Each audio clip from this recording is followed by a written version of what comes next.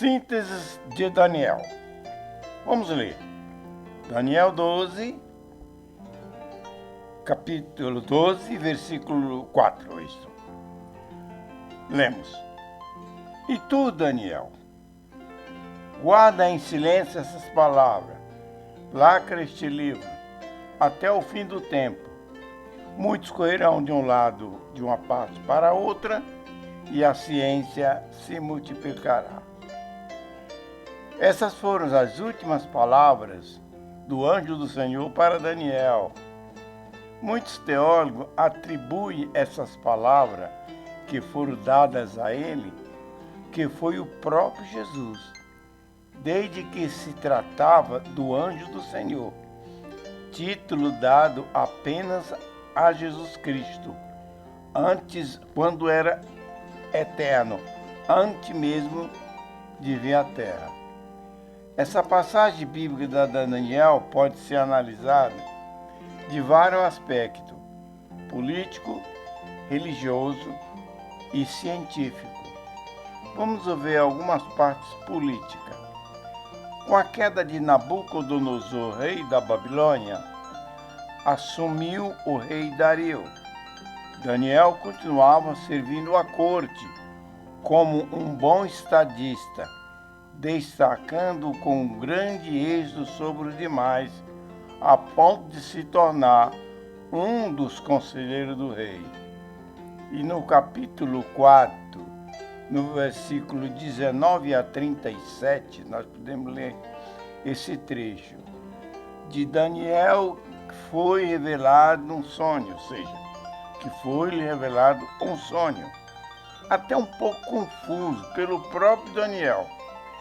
E Daniel levou até o conhecimento do rei, pois falava da sua exaltação, ou seja, do rei, e também da sua derrota, que ele seria atacado por uma doença, o rei, seria no caso, uma doença psicológica, chamada de licantropia, que no grego se chamava uma espécie de loucura, e que os afetados, ou seja, as pessoas que adquirissem essa doença, eles julgavam a serem animais e que seus desejos eram estar no campo pastando junto com os outros animais. Daniel capítulo 4, versículo 32, diz claramente que foi um castigo divino para que ele, Nabucodonosor, rei da Babilônia, se humilhasse e temesse a Deus. Isso perdurou por 7 anos, e as pessoas se transformavam, urravam, ficava irreconhecível. Seu desejo era, na verdade, estar com os animais pastando no campo. E isso aconteceu com Nabucodonosor. Depois dos 7 anos, Deus usou de misericórdia e ele tornou-se a vida normal. Daí surge o folclore dos lobisomens, muito conhecido no nosso nordeste do país, divulgado pelos padres que ensinavam que se não fosse casado na igreja católica, só no civil, era tido como amancebado, amigado, e com 7 anos essa pessoa se tornava um lobisomem e à meia-noite saía pelas ruas assustando todo mundo. Era isso que atribuía também por essa doença chamada licantropia, que era uma doença psicológica e se tornava até psiquiátrica. E isso a profecia atingiu a Nabucodonosor, porque o profeta disse que ele ia passar 7 anos pastando no campo até que viesse a reconhecer ao Deus Todo-Poderoso.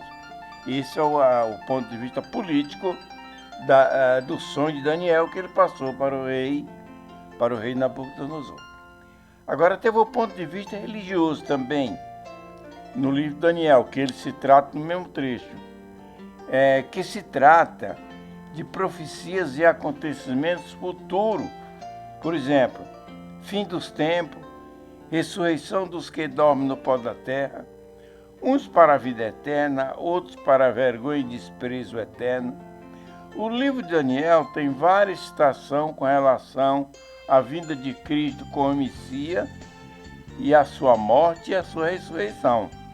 Fala de seu sofrimento, sua morte e seu triunfo como rei. Houve tantas revelações nesse livro que Daniel se assustou, nesse sonho, a ponto dele perguntar ao Senhor quanto tempo que estava previsto para ver essas coisas, que o próprio Daniel também se assustou. E a resposta foi a seguinte: Daniel, vai, porque essas palavras estão fechadas, lacradas até o fim. E isso foi os pontos de vista religioso do assunto. Agora vem o ponto de vista científico, ainda revelado pelo livro de Daniel. Há muitos que dizem que a Bíblia não passa de um livro de ficção, pois não se trata de um livro científico, segundo alguns críticos, e que seus escritores não tiveram acesso às grandes descobertas, como por exemplo, como Sócrates, Aristóteles, Platão e outros pensadores e filósofos, etc. Afirma ainda que a Bíblia contradiz a ciência, diz eles. Porém, afirmamos, sem sombra de dúvida, que as maioria das religiões do mundo, como o cristianismo, islamismo e judaísmo, concordam ser a Bíblia um livro religioso, histórico, científico. De Gênesis a Apocalipse encontramos claramente muitas passagens de conteúdo científico e profético. Elas aparecem de formas ocultas e hermenêuticas. Como a homilética, que é a arte de construir sermão, a hermenêutica é a arte da verdadeira interpretação, levando em conta que todos os seus textos e contexto, pedindo sim a direção de Deus, por se tratar de escrito divino e de Deus, por isso precisamos esses recursos. Não tem pessoas melhor para explicar um livro do que o seu próprio autor, e nós cremos que foi Deus que inspirou os escritores da Bíblia a escrever, então, portanto, ele é o autor. Em Deuteronômio 29, versículo 29, nós lemos que tem mistério que pertence a Deus. E tem aqueles mistérios que são revelados que podem nos tornar, que possam vir para nós e nossos filhos. Mas isso era só para que nós guardássemos todos os mandamentos da lei do Senhor. Vamos ver alguns pontos de vista proféticos científicos. Por exemplo, os acontecimentos nunca foram casual. Tudo está escrito e designado a seu tempo certo. Sabemos que, pela palavra de Deus, que não cai uma folha de árvore se não for permitida por ele. Deus merece toda a honra, todo o louvor e toda a glória, por ser criador de todo o universo, tudo que nele há. E o apóstolo João, no capítulo 1, versículo 2, ele diz: no princípio era o Verbo, e o Verbo era Deus. João se dirigia essas palavras ao próprio Jesus, atribuindo, sendo ele criador de todas as coisas, junto ao Pai Eterno, ao dizer que todas as coisas foi feita por ele, e sem ele nada que existe foi feito. Grandes acontecimentos proféticos, religiosos e científicos aconteceram por esse passar de longo muitos anos. Não esqueçamos que todas as coisas têm começo, meio e fim. Essas são regras da natureza. Há vários filósofos e pensadores que dizem que a religião com o aumento da ciência e da tecnologia, paulatinamente ia desaparecer. Enganados estão, claro. Nunca se divulgou religião tanto quanto nos dias atuais. Mesmo com o aumento,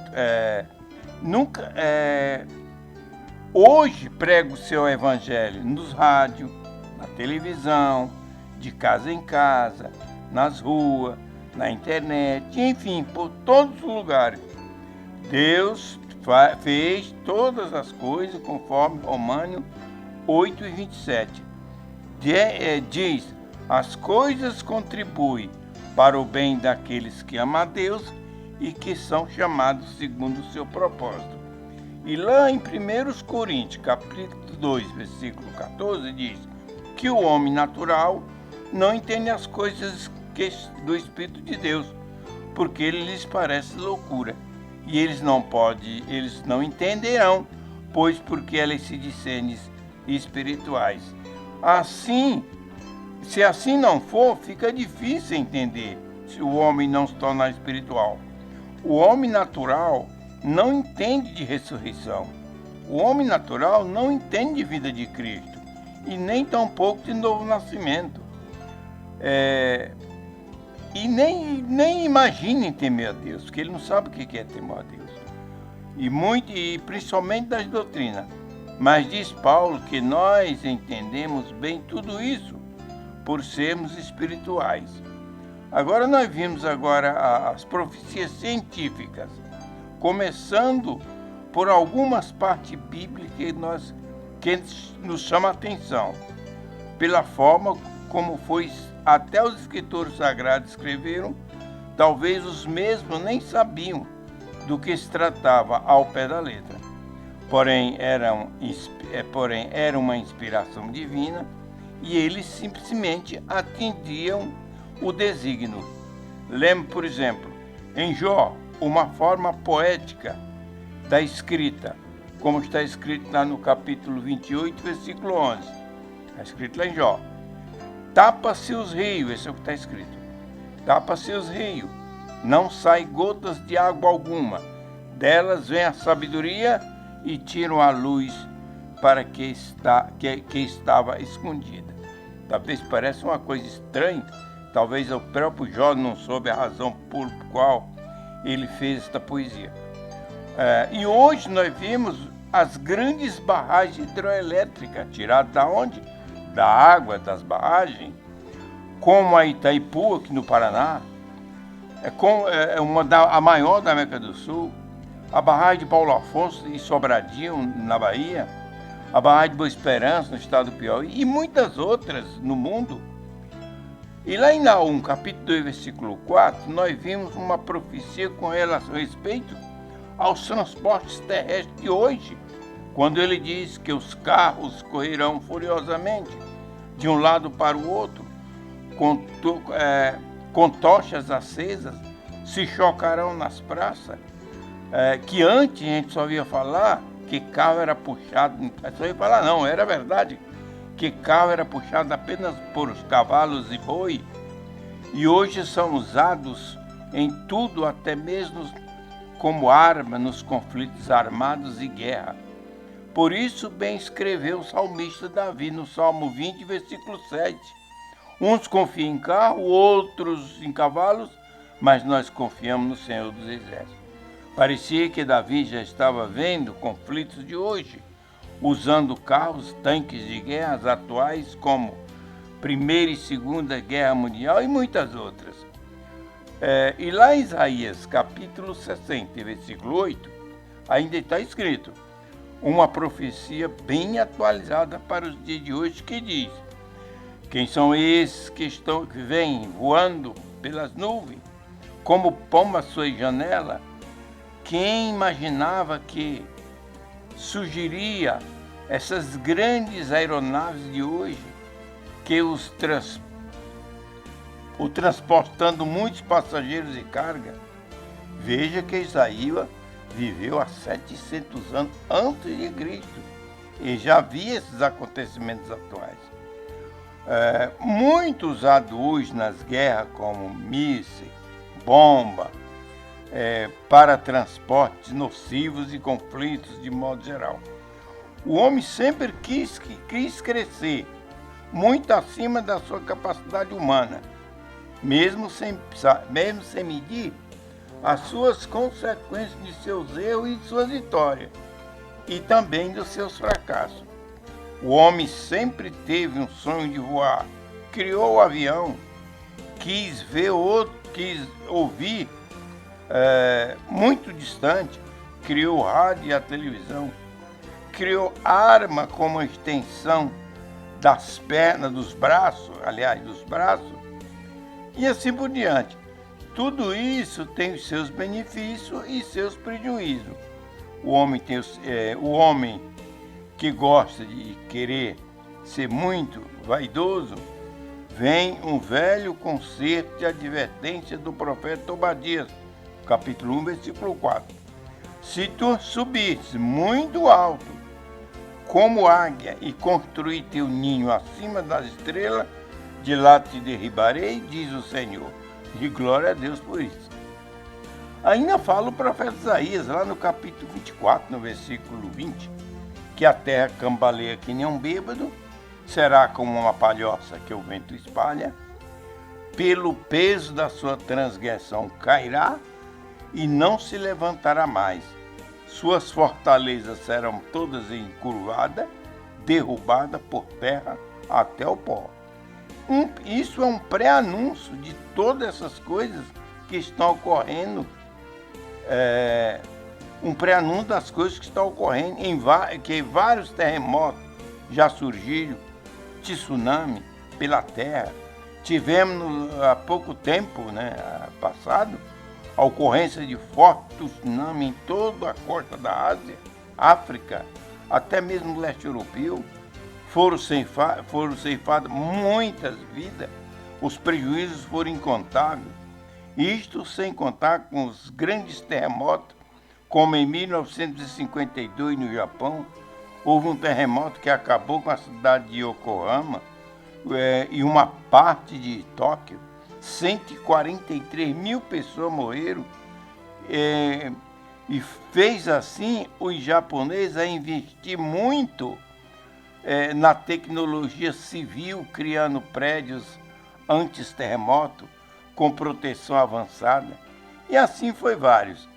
Em 1960, no Chile, também teve um abalo de terra muito grande, um terremoto que chegou a 9,5 na escala Richter. Não sabemos com precisão o número de mortos, sabe-se que foram inúmeros, e assim foi no Alasca em 1964 e na Indonésia. E os físicos já estão prevendo, mais cedo ou mais tarde, um colapso no universo, de forma generalizada, em que a Terra será rasgada, jogada como papel, de cima de um arranha-céu, como que fosse papel, do céu. E em Apocalipse, no capítulo 6, versículo 14, diz que os céus serão recolhidos como com as estrelas, serão enrolados como um pergaminho, ou seja, como um livro, ou seja, como um papel. E lá em 2 Pedro 3, versículo 10, fala do dia do Senhor, em que os céus e a terra que estarão reservados como tesouro para o fogo, desaparecerão por um grande estrondo, e os elementos da terra se desfarão pelo calor e tudo será consumido.